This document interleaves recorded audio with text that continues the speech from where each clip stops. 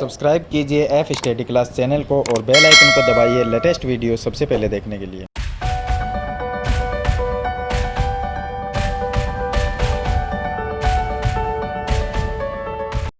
Hello students, आज इस video में हम कक्षा 9 गणित की प्रश्नावली नंबर जो 1 है, जिसका नाम है संख्या पद्धति, उसके जो जितने भी एक्सरसाइज है 1.6 तक, उसके सभी क्वेश्चन मैंने आपको वीडियो में बता दिए हैं। आज हम इस वीडियो में बात करेंगे उदाहरण की। इसमें टोटल 21 एग्जाम्पल दिए गए हैं जिनकी इस वीडियो में हम चर्चा करेंगे। तो वीडियो को आप लाइक कर दीजिए। तो यहाँ पर जो फर्स्ट क्वेश्चन हमारे पास में आता है वो उसमें लिखना है सत्य और असत्य ही बताना है कि सच है या झूठ है। तो पहला जो क्वेश्चन है उसमें लिखा है कि प्रत्येक पूर्ण संख्या एक प्राकृत संख्या होती है। अब बात करते हैं पूर्ण संख्या और प्राकृत संख्या है क्या। पूर्ण संख्या वो है जब हम 0 से स्टार्ट करते हैं, 0, 1, 2, 3, 4 इस तरह से लिखते हैं। और प्राकृत संख्या वो है जब हम 1 से लिखते हैं, 1, 2, 3, 4, 5। ये क्या है? प्राकृत संख्या। ये तो है पूर्ण संख्या और ये है प्राकृत संख्या।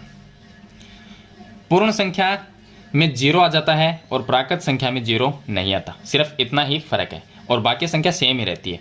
यानी ये जो संख्या है, इन संख्या को हम प्राकृत संख्या भी कह सकते हैं, क्योंकि ये पूर्ण संख्या में पूर्ण संख्या जो है वो प्राकृत में भी आती है।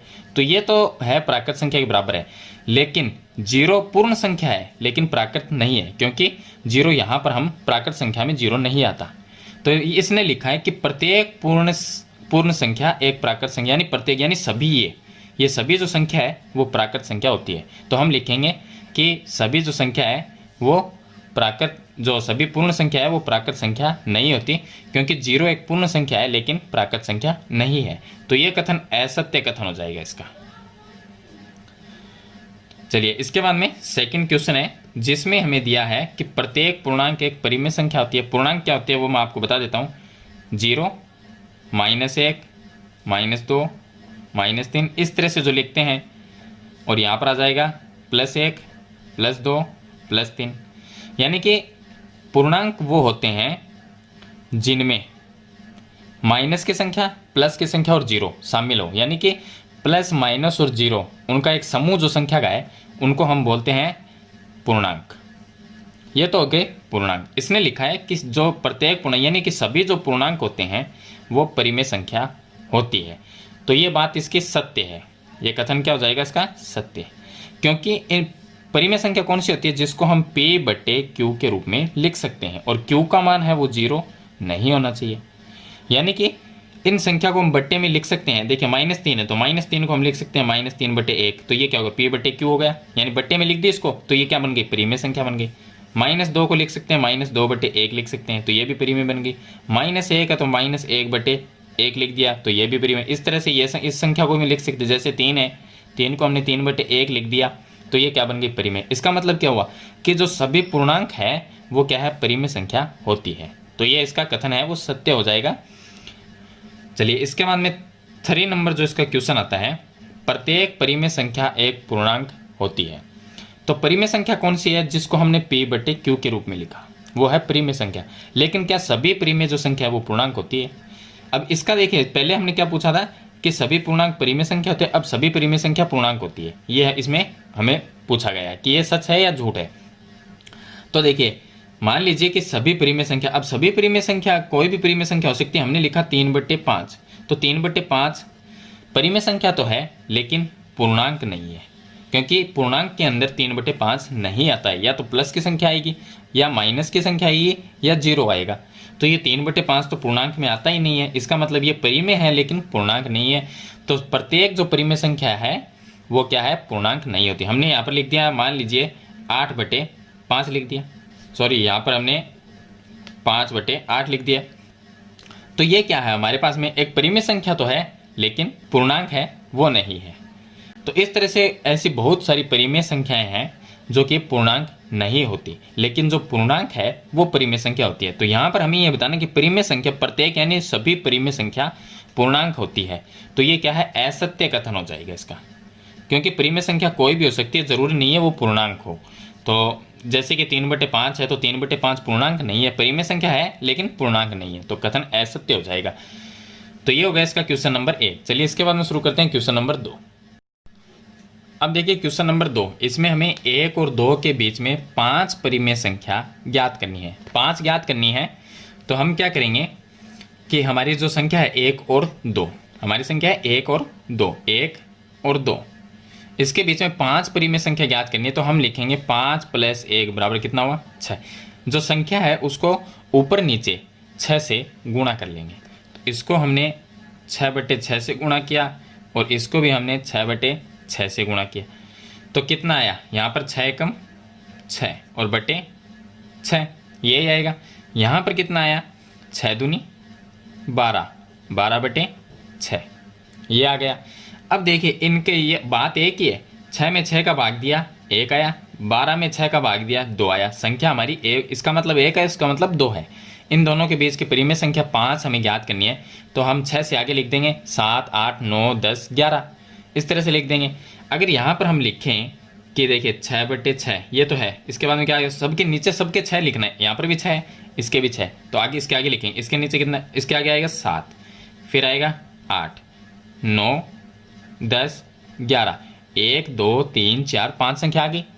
और आगे कितना आएगा 12, तो 12/6 है।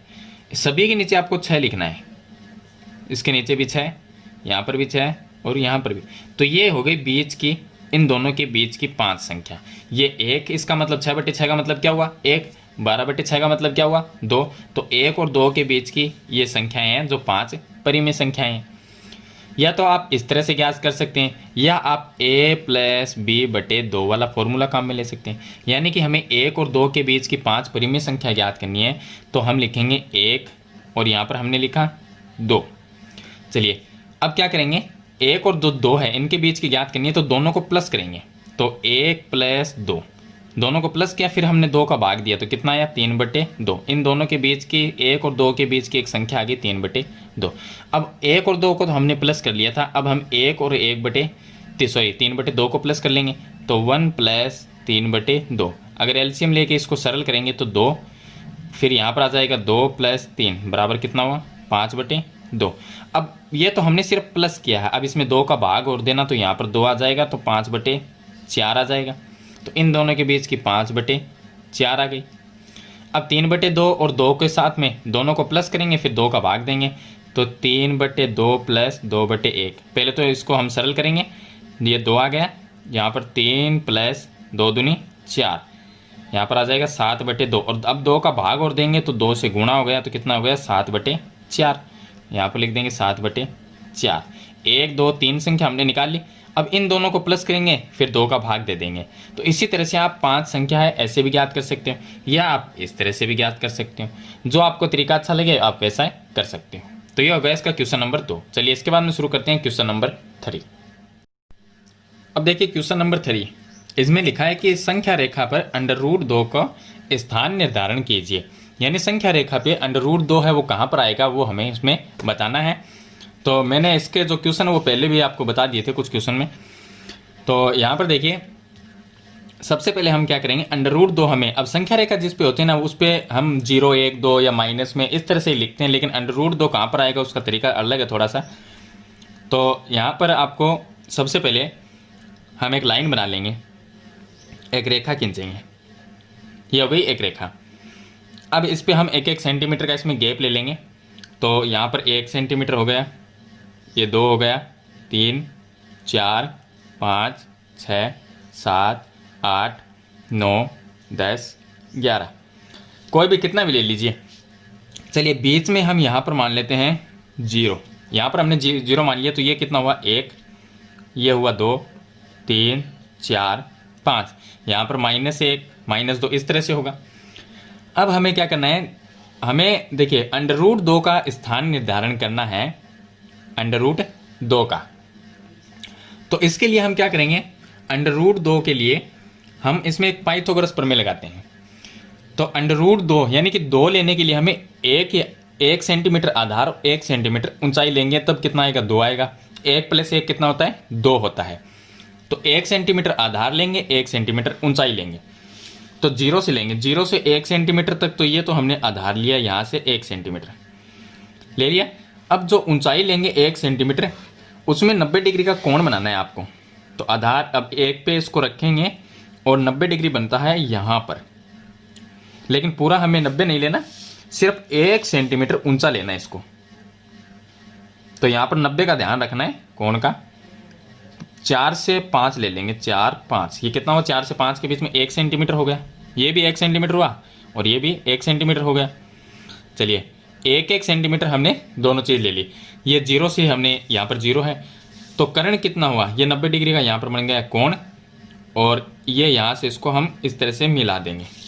तो 1 सेंटीमीटर आधार, 1 सेंटीमीटर ऊंचाई, तो कर्ण कितना आएगा, √2 आएगा। आप ट्राई कर सकते हो इस चीज़ को। देखिए कर्ण स्क्वायर बराबर लंब स्क्वायर प्लस आधार स्क्वायर होता है, तो ये हो गया कर्ण स्क्वायर बराबर लंब स्क्वायर आधार स्क्वायर।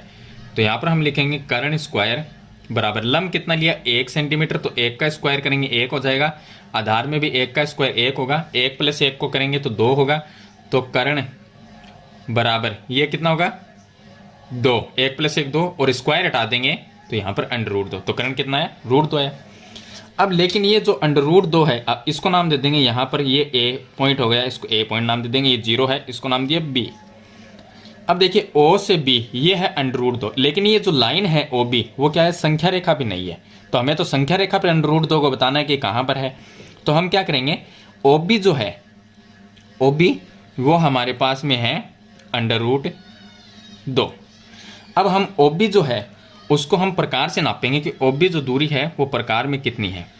तो प्रकार से नाप के, और यहाँ पर हम इसका जो चाप है वो काटना है आपको। तो यहाँ पर इस तरह से ये प्रकार हो गया, यहाँ पर आपको नापना है, और नापने के बाद में इस तरह से आपको एक ये चाप है वो काट देना है। अब संख्या रेखा पे जहाँ पर ये चाप कटता है, जैसे कि ये यहाँ पर कटा है, इस बिंदु को नाम दे देंगे P, तो O से P हो गई, OP। तो ये OB है, OP ये किसको दर्शाता है, √2 को। P जो बिंदु है यहाँ पर कितना आएगा, यहाँ पर आएगा √2। तो इस तरह से आपको √2 है वो संख्या रेखा पर उसका स्थान है वो निर्धारित करना है। चलिए इसके बाद में शुरू करते हैं इसका क्वेश्चन नंबर 4। अब देखिए यहाँ पर क्वेश्चन नंबर 4 में, क्वेश्चन नंबर 3 में हमने √2 का स्थान निर्धारण किया था, और इसमें √3 का करना है। तो पहले हम √2 का स्थान निर्धारण करेंगे, उसके बाद में √3 का करना है। तो वही हम संख्या एक रेखा बनाएंगे। तो देखिए यहाँ से हमने एक ये रेखा है वो बना ली। चलिए इस पर पॉइंट अंकित कर देंगे, यहाँ पर 1 2 3 4 5 6 7 8 9 10 11, बीच में कोई बिंदु ले लेंगे, ये हो गया 0, ये हो गया 1 2 3 4 5 और 6। अब इसमें सबसे पहले √2 का स्थान निर्धारण करने के लिए आधार भी 1 सेंटीमीटर, ऊंचाई भी 1 सेंटीमीटर। तो आधार तो यहाँ से यहाँ तक लिया, इसको नाम दे दिया बिंदु A, यहाँ से लेके यहाँ तक 1 सेंटीमीटर आधार लिया, ऊंचाई भी 1 यहाँ पर आ गए, इसको नाम दिया A बिंदु। अब यहाँ से ऊंचाई लेनी है, ऊंचाई में 90 डिग्री का कोण बनाना है पहले। तो यहाँ पर हम क्या प्रकार संदेह को रखेंगे, इससे बना लेंगे, तो 90 डिग्री यहाँ पर बनता है इसमें। अब इसमें 1 सेंटीमीटर 90 का ध्यान रखते हुए 1 सेंटीमीटर ऊंचाई लेनी है हमें, तो हम ले लेंगे 5 से 4 और 5 तक ले लेंगे, तो ये हो गया 4 और 5 तक, ये भी 1 सेंटीमीटर हो गया। तो ये कर्ण कितना हुआ, यहाँ से ये कर्ण, इसको नाम दे दिया B पॉइंट। ये कर्ण कितना हुआ, यहाँ पर ये 90 डिग्री बन गया, और कर्ण हो गया √2, यानी आधार 1 सेंटीमीटर, ऊंचाई 1 सेंटीमीटर, तो कर्ण आएगा 2 सेंटीमीटर। अब इसमें क्या करना है, √2 आ गया, हमें √3 का स्थान निर्धारण करना है। तो हम क्या करेंगे, जो ये OB लाइन है इस पे, अब पहले इस पे 90 डिग्री का बनाया था, अब हम इस पे 90 डिग्री का कोण बनाएंगे। तो ये हो गया, यहाँ से 90 देखना है, ये हो गया 90। अब इसमें क्या है, 1 सेंटीमीटर ऊंचाई फिर से लेंगे, यहाँ पर भी दे ऊंचाई 1 सेंटीमीटर ली, इस बार भी हम 1 सेंटीमीटर ऊंचाई रखेंगे, लेकिन आपको 90 वाला ध्यान रखना है। तो 5 से ये 4 ये ले लेंगे, ये 1 सेंटीमीटर ऊंचाई हो गई, 90 डिग्री का कोण बन गया। अब इसको हम यहाँ पर मिला देंगे, इससे मिला देंगे, तो ये आ जाएगा √3। अब इसमें क्या करेंगे, यहाँ पर हम नाम दे देंगे, इसको C नाम दे दिया। अब OC हमारे पास में आ गया √3, लेकिन ये लाइन है OC वाली, वो संख्या रेखा पे नहीं है, तो इसको संख्या रेखा पे कैसे दर्शाएंगे, OC है, उसको हम प्रकार से नापेंगे। इसको त्रिज्या मान लेंगे, ओ सी को, यह हमने मान लिया इसको त्रिज्या। इसके बराबर प्रकार रखना है और यहाँ से आपको इस तरह से एक चाप है वो काट देना है। तो जैसे ही आप चाप काटते हैं आपके पास में एक बिंदु प्राप्त होगा यहाँ पर। इस पॉइंट को आप कोई भी नाम दे सकते हैं, जैसे हमने नाम दिया P, और ये पॉइंट जो है वो किसको दर्शाता है, √3 को। तो यहाँ पर इस तरह से आपको √3 है उसका स्थान है वो निर्धारित करना है। √2 की बात करें तो √2 में भी आप कर सकते हैं। यहाँ पर इतना प्रकार रखेंगे, यहाँ से देखिए ये इतना प्रकार हो गया, और यहाँ से अगर आप एक चाप काटते हैं तो वो किसका स्थान होगा, यहाँ पर √2 का होगा, इससे आगे √3 का होगा। तो ये √2 का हो गया, आगे √3 का। तो हमें तो √3 है उसका ही स्थान निर्धारण करना है। चलिए इसके बाद में शुरू करते हैं क्वेश्चन नंबर इसका 5। क्वेश्चन नंबर 5 में हमें 10/3, 7/8 और 1/7 के दशमलव प्रसार बताना है, ज्ञात करना है इनका। चलिए पहले 10 में 3 का भाग देंगे, तो हमने लिखा 10 और भाग दिया हमने 3 का। भाग चला गया 3 बार, यहाँ पर आ गया 9, पीछे रह गया 1। फिर से हम अब यहाँ पर भाग तो जाएगा नहीं तो 0 लिखेंगे और यहाँ पर पॉइंट लगा देंगे। फिर से हम भाग देंगे तो 3 बार जाएगा, फिर हम 9 लिखेंगे, फिर 1 आ गया, फिर हम एक 0 लिखेंगे, फिर 3 आ गया, फिर यहाँ पर हम 9 लिखेंगे, फिर 1 रह जाएगा, फिर से 0 लिखा तो यहाँ पर 3 बार भाग चला गया, 9 आ गया, शेषफल 1। यानी कि ये जो भाग है उसमें ये ऐसे ही आगे चलता रहेगा, यानी कहीं पर जाके नहीं रुकता ये, यानी इसमें शेषफल है वो 1 ही आता रहेगा। हम 0 लिखते रहेंगे और आगे इसको करते रहेंगे। तो ये जो 3 है वो क्या है, कंटिन्यू आता रहेगा, यानी रिपीट होता रहेगा ये नंबर। तो शेषफल 1 बचता रहेगा, शून्य शेषफल नहीं आता है। तो इसका दशमलव प्रसार कैसा है, इसका है अन्वसानी आवर्ती। अब देखिए इसके बाद में इसका सेकंड 7/8, तो हम भाग देंगे 7 में, 8 का भाग देंगे। अब यहाँ पर 8 का भाग तो जाएगा नहीं तो हम लिख देंगे इसमें एक 0, फिर यहाँ पर हमने एक 0 लिखा तो ये हो गया 70, लेकिन 0 लिखा तो यहाँ पर पॉइंट लगाना पड़ेगा। अब भाग इसमें देंगे तो 8 बार जाएगा, कितने होते हैं 64, 8 को 8 से गुणा किया 64, पीछे हमारे पास में रह जाएगा 6। फिर हम एक 0 लिखेंगे, फिर हम भाग देंगे तो 7 बार जाएगा, तो 7 बार जाएगा तो हो जाएंगे 56 हो जाएंगे यहाँ पर, और अब पीछे रह जाएगा हमारे पास में 4। फिर हम यहाँ पर एक 0 लिखेंगे और 8 का भाग देंगे, 8 का भाग जाता है 5 बार, कितना आ जाएगा 8 पंजो 40 होता है, शेषफल 0। इसमें शेषफल 0 आ गया तो इसका दशमलव प्रसार कैसा है, 7 दशमलव प्रसार है इसका। और इसी तरह से 1/7 का करेंगे तो 1 में भाग देना है 7 का। अब 7 का भाग 1 में नहीं जाता है तो 0 लिख देंगे, फिर यहाँ पर मैं एक 0 लिखता हूँ तो यहाँ पर पॉइंट लगाएंगे, 1 बार भाग चला गया, 7 एकम 7, पीछे रह गया 3, 0 लिखेंगे, 7 चौक 28 आ जाएंगे, फिर पीछे 2 रह जाएगा, फिर एक 0 लिखेंगे, 7 दूनी 14 हो जाएंगे, फिर पीछे रह जाएगा 6, एक 0 लिखेंगे, 8 बार भाग चला जाएगा तो ये आ जाएंगे, 7 को 8 से गुणा करेंगे 56, और पीछे रह जाएगा 4, फिर 0। अब देखिए ये 40 हो गया तो 7 पंजो 35, फिर यहाँ पर 35, फिर रह गया 5, फिर 0 लिखे 50 हो गया तो 7 बार भाग चला जाएगा 49, पीछे रह गया 1। शेषफल देखिए 1 आ गया, यानी कि 1 में ही भाग दिया है और शेषफल भी 1 ही आ गया। अब यहाँ से ये नंबर वापस रिपीट होगा, क्योंकि हम 0 लिखेंगे तो वही 10 वाले बात आ जाएगी, यानी कि यहाँ पर भी हमने 7 का भाग 10 में ही देना स्टार्ट किया था और यहाँ पर भी 0 लिखेंगे तो फिर से ये 10 हो गया, और 10 में फिर से 7 का भाग देंगे तो यही संख्या वापस रिपीट हो जाएगी इसके अंदर। तो यानी ये पूरी संख्या एक बार फिर से आ जाएगी। आगे इसी तरह से ये क्रम चलता रहेगा। तो ये भी क्या होगा, अन्वासनी आवर्ती, अन्वसानी आवर्ती, ये इसका दशमलव प्रसार हो जाएगा। तो इसमें सिर्फ हमें दशमलव प्रसार है वही ज्ञात करना है। चलिए इसके बाद में शुरू करते हैं क्वेश्चन नंबर 6। अब देखिए इसका क्वेश्चन नंबर जो 6 है, तो इसमें क्या है कि दिखाइए कि ये संख्या एक परिमेय संख्या, ये तो क्या है एक परिमेय संख्या, दूसरे शब्दों में यहाँ पर लिखा गया कि इसको हम P बटे Q के रूप में व्यक्त कर सकते हैं। देखिए ये क्या है, इसने लिखा है कि दिखाइए ये एक परिमेय संख्या है, यानी हमें ये बताना परिमेय संख्या जो होती है उसको P बटे Q के रूप में लिखना पड़ता है। यानी इस संख्या को हम बट्टे में लिख देंगे। संख्या हमारी है 3.142678। अब यहाँ से अगर ये पॉइंट हटा दिया जाए तो संख्या क्या बन जाएगी, 3142678, ये संख्या बन गई। अब बट्टे में जो पॉइंट हटाया है उसका लिखेंगे 1, और पॉइंट के बाद में संख्या कितनी है, 2 4 6 संख्या है तो उसके 6 जीरो लगा देंगे, 4 5 6। तो ये हो गई P बटे Q के रूप की, जहाँ पर Q का मान है वो जीरो नहीं होना चाहिए। अब देखिए नीचे जो मान है वो जीरो नहीं है, तो यहाँ पर कितना हुआ, ये 10 लाख है, लेकिन जीरो तो नहीं है, तो Q का मान जीरो नहीं होना चाहिए। तो इसका मतलब ये संख्या है वो परिमेय संख्या, तो हम लिख देंगे यह है परिमेय संख्या है। सिंपल सा छोटा सा एक क्वेश्चन है। चलिए इसके बाद में शुरू करते हैं एग्जाम्पल नंबर 7।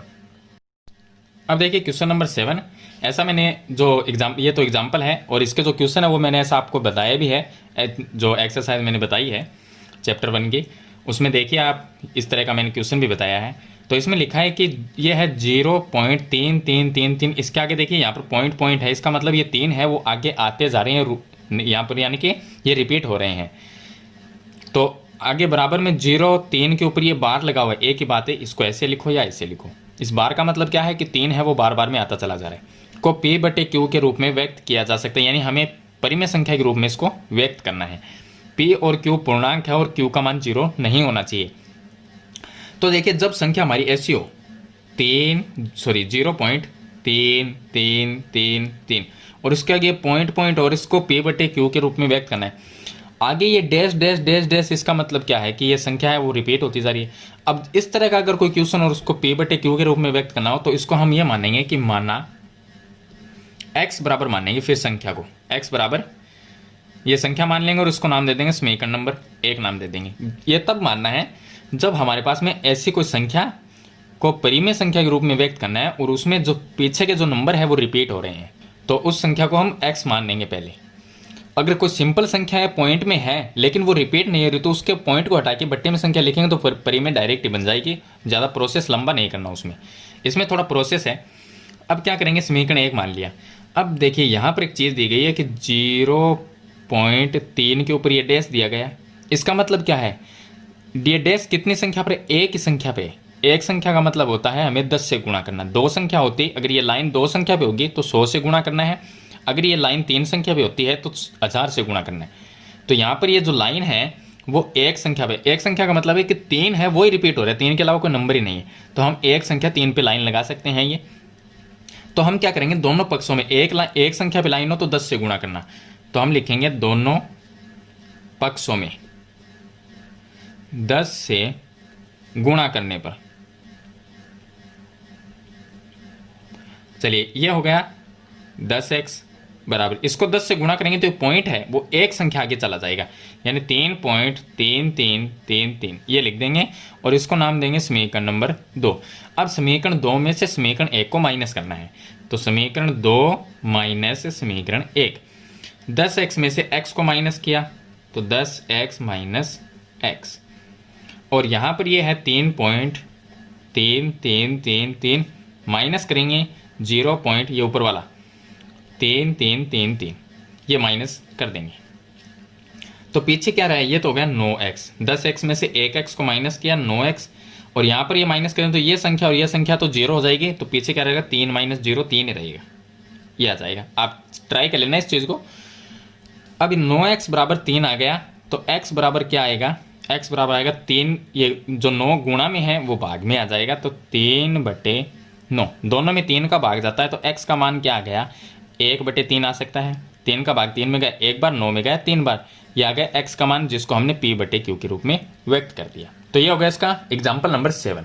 चलिए इसके बाद में शुरू करते हैं एग्जाम्पल नंबर 8। अब देखिए इसका क्वेश्चन नंबर 8।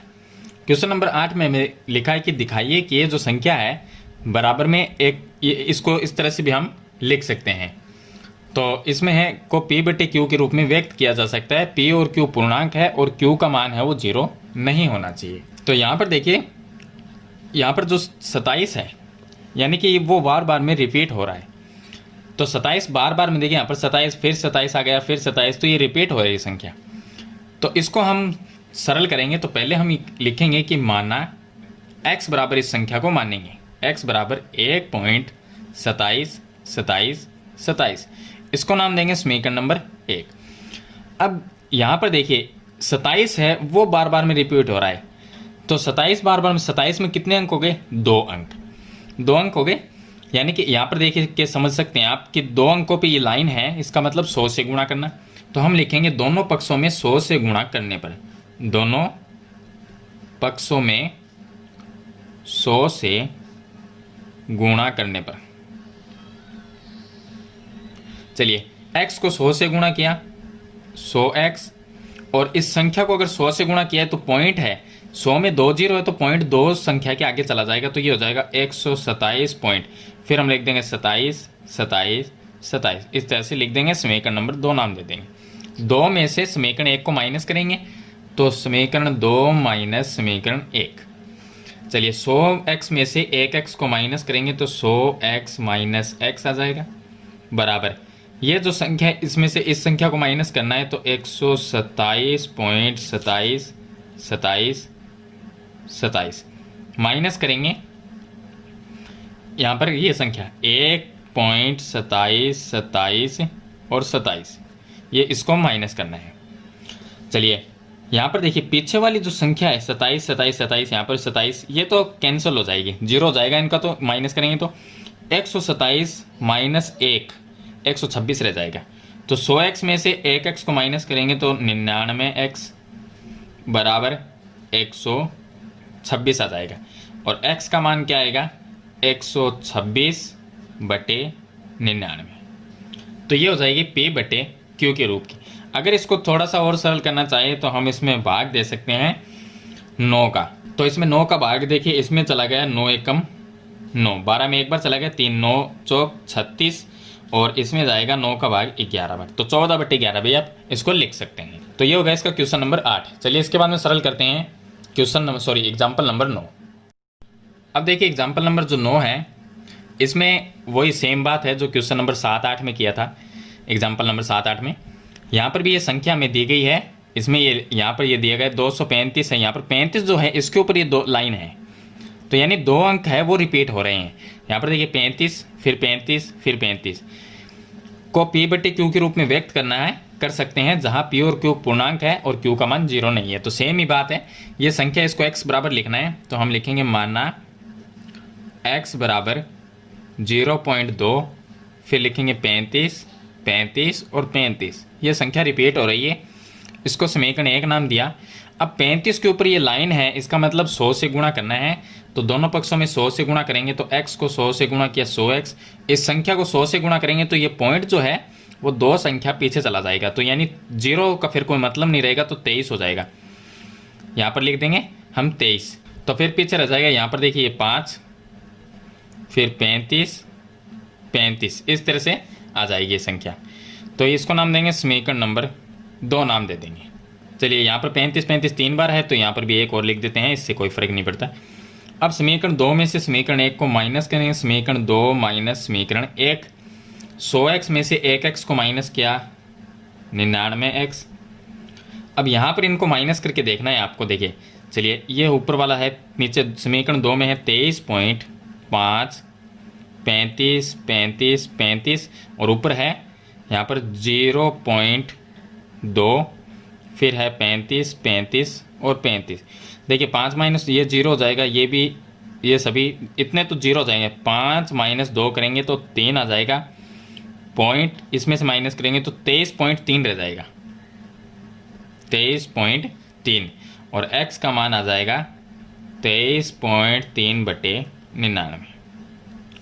तो इस तरह से हम p/q के रूप में इसको व्यक्त कर सकते हैं। अगर इसको आप आगे सरल करना चाहें तो आगे भी कर सकते हैं, यहाँ से पॉइंट हटाएंगे तो क्या आ जाएगा, x बराबर 233/99, तो है ये पॉइंट हटाया तो नीचे 10 10 का मतलब 1 0, तो 990 हो जाएगा। तो यहाँ पर ये आ जाएगा हमारे पास में x बराबर 233/990, ये हमारे पास में p/q के रूप में व्यक्त हो जाएगी। तो ये हो गया इसका क्वेश्चन नंबर 9। चलिए इसके बाद में शुरू करते हैं एग्जाम्पल नंबर 10। अब देखिए एग्जाम्पल नंबर जो 10 है उसमें दिया गया है कि 1/7 और 2/7 के बीच की एक अपरिमेय संख्या लिखनी है।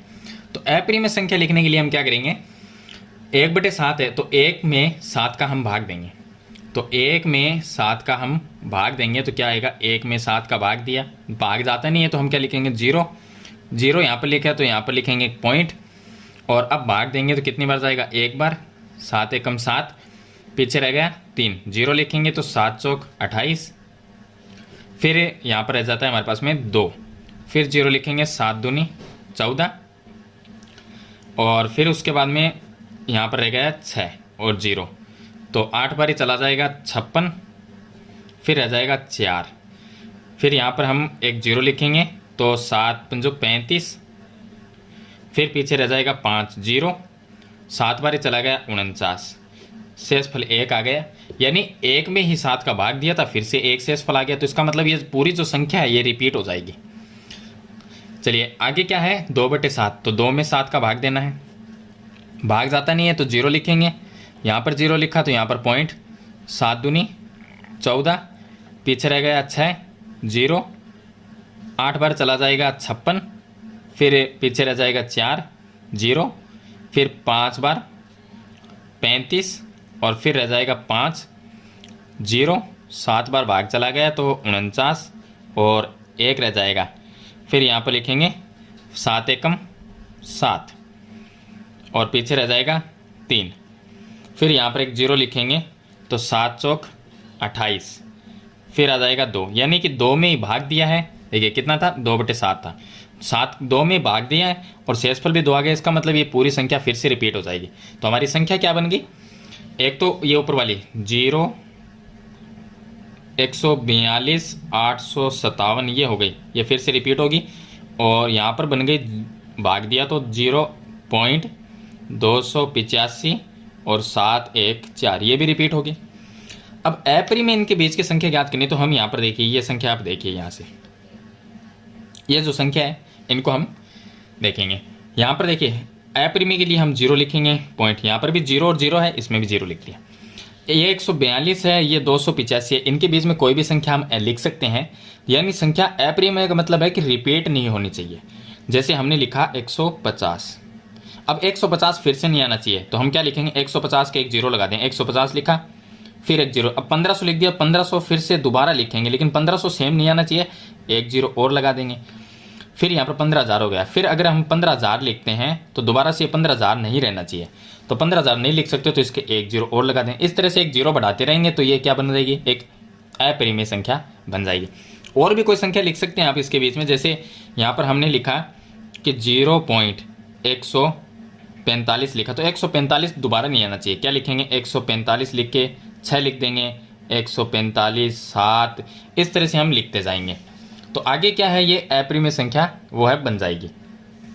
तो यहाँ पर 1, 5, 4, 5, 8 इस तरह से ये संख्या क्या है, रिपीट नहीं होनी चाहिए। देखिए यहाँ पर ये संख्या आ गई, फिर 145 यहाँ पर ये है, लेकिन इसके साथ में क्या है, 6 आ गया, तो ये रिपीट नहीं हुई। फिर यहाँ पर देखिए ये अलग हो गई, ये संख्या अलग हो गई, ये रिपीट नहीं है संख्या, इसको हम रिपीट नहीं कह सकते। तो ये क्या है, अपरिमेय से कोई भी और सोच के आप कोई भी संख्या इनके बीच में काफ़ी संख्याएं लिख सकते हैं आप। तो ये हो गया इसका एग्जाम्पल नंबर 10। इस वीडियो में आपको एग्जाम्पल नंबर 10 तक ही बताऊंगा। नेक्स्ट वीडियो में हम एग्जाम्पल नंबर 11 से एग्जाम्पल नंबर 21 को सरल करेंगे। तो आशा करता हूँ आपको ये सभी एग्जाम्पल है वो समझ में आ गए होंगे। वीडियो अच्छी लगे तो लाइक और शेयर जरूर कर देना। चैनल पर नए हैं तो सब्सक्राइब करना। आज की वीडियो में इतना ही, मिलते हैं नई वीडियो नए टॉपिक के साथ, तब तक के लिए थैंक यू।